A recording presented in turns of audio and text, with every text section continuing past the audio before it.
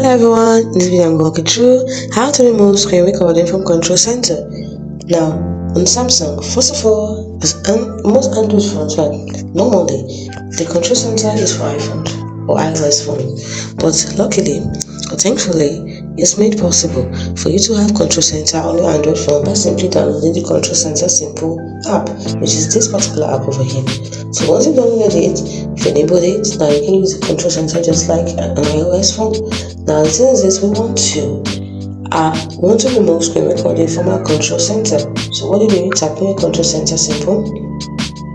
Don't forget to choose the language. Done. Tap on next, tap on next, tap on next, tap on get started. Then you go into custom controls, tap on custom controls.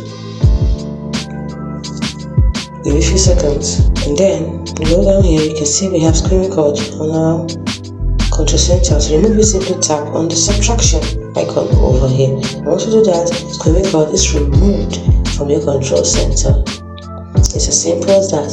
If you found this video helpful, if you did, like and subscribe to this channel for more. But I can't remove it. I can't remove it right now. I'm using it to screen record actually. So removing it will not affect this video. That is why I did not tap on it. It's as simple as that. Thanks for watching.